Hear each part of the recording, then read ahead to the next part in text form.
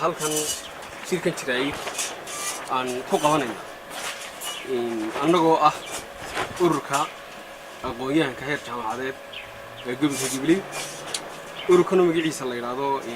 isbedel raadinta amba isbedel doonka dhalinyarta heer jaamacadeed waxaan isla qaadanay oo isla aragnay oo gorfaynay xaqiiqda jaahilnimada laga horreysiinayo aqoonta waxaan go'aansanay markaan eegnay saddexda xisbi qaran ee Jamhuuriyadda Soomaaliya markaanu aragnay waxaanu go'aan ku gaadhnay inaanan codkayaga ciddii aan u garanno aanu siinayno annagoo ku midownay markaanu aragnay xisbiga kulmiye cadaalad-darrada ka taala markaanu aragnay in ay cid gaara koota ugu xidhan tahay markaanu aragnay inay cid gaari doonayso inay ku tarifasho dhammaan dadka inay codka dadka bulshada gobolka Jubilee ay dad yiraahdaan annagaa kuu hayna muuse taa annagoo ka duulayna codku wuxuu u qaybsan yahay waa in saddexda xisbi qaran taageersan iyo inaan kaarkiiba qaadan iyo in garan laba ciidii ay u codayn lahayd annagu waxaan go'aan ku gaadhnay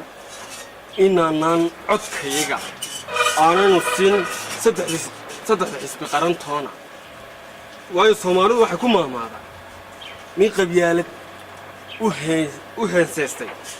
gulma haybsado xisbiga kulmiye cadaalad-darrada iyo qabyaaladda waynu aragnaa in muuse codkaygii lagaga iibinayo kootuu kuugu xidhan yahay muuse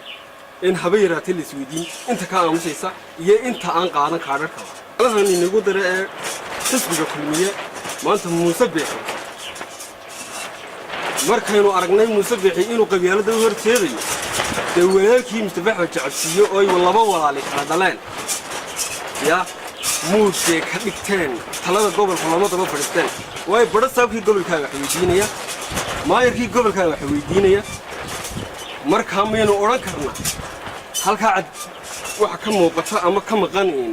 qabyaalad ani jawaabteedu waxa la tahay waa maya in takale markaanu aragnay xisbiga kulmiye gaadhiga uu wataa haddii uu doorashada ku guuleystay gaadhigu maanta wataa kii hore ma noqonayo isbedel kale oo qabyaaladaysan u baahdo isbedeli doonto inta maanta talada haysaana ama dastuurkan qortayna intan nimankan hadda talada hayaan may qorin niman xagga dambe fadhiya ayaa xisbiga kulmiye maamulaya ismu weydiin maxaa dalka u fiican ama dadkana u fiican haddaba waxaan leeyahay dalka qabyaaladii uma fiicna dadka sixir barar iyo shaqo la'aan uma fiicna qofkana shaqo la'aan uma fiicna maanta markaan xisbiga kulmiye eegno waxa loo daba fadhiistaa inay isku hab yihiin ama ay walaalayihiin xisbiga kulmiye oo dhammaan mas'uuliyiinta gobolka Jubilee ama heer gobol ahaato ama heer degmo ahaato ama dawligaba ahaatee ay talada gobolka loo daba fadhiistaa waa nin ganacsada ah oo muuse walaaliyeen Mustafa Jacabsiyo bal Soomaaliland iska daayo bal gobolka Jubilee oo kaliya aynu eegnay